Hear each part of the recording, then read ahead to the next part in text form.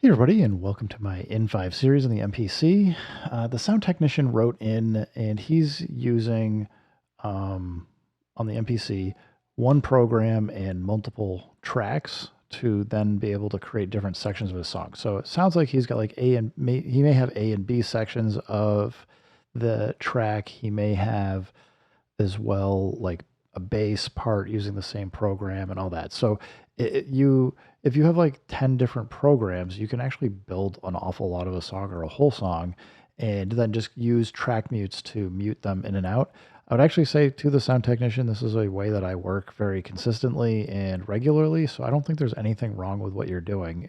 Basically, if it works for you, use one program and base take that content and in that one program and just build out as many different sections as you want. I personally, I'll use it as like I'll have like a single program that will be my baseline, and then I'll create multiple tracks for like my A version and the B version. Sometimes you can play both of them together unmuted and get a C version, so you have multiple ways that it can sound. Which I'm just gonna say like this is pretty normal behavior on the MPC is use one program and multiple tracks to control it. I will then say I've got MPC 3.4 firmware. This is the beta firmware running, and it does not operate the same as the 2.x firmware. So I really just wanted to show this to you, to the folks out there, what some of the differences are.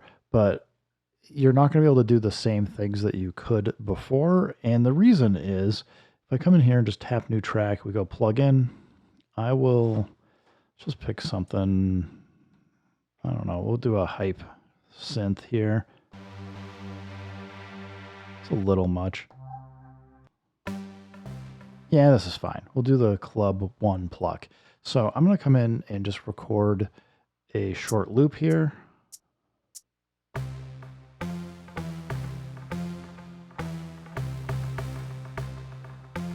mean, it doesn't really matter if it lines up or not. Although it is bothering me. I feel like I was off about a quarter note there.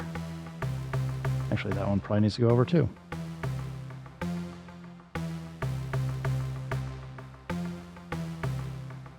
All of it's just a mess. I should have like just done something different to do this.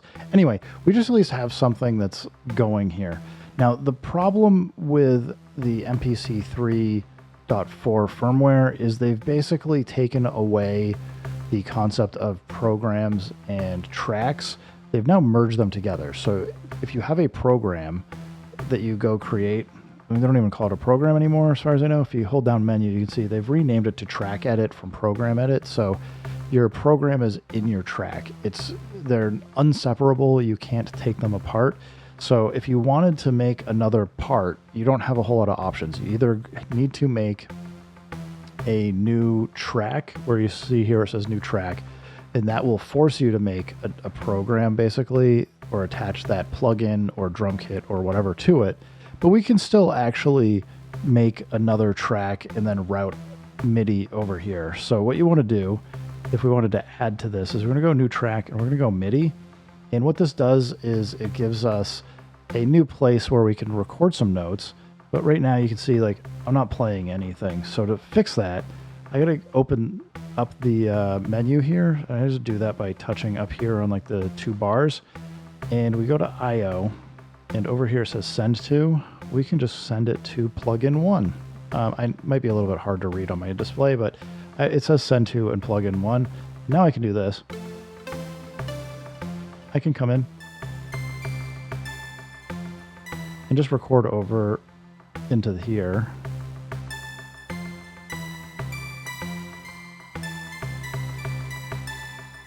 And again, I'm not sure I'm in like great timing or anything, but hopefully you're getting the idea. Like I can do that. I can add another new track, make another MIDI one. I can go to the I/O, do send to, send it to the plugin as well. And we can go super high. Whoops, get a double tap.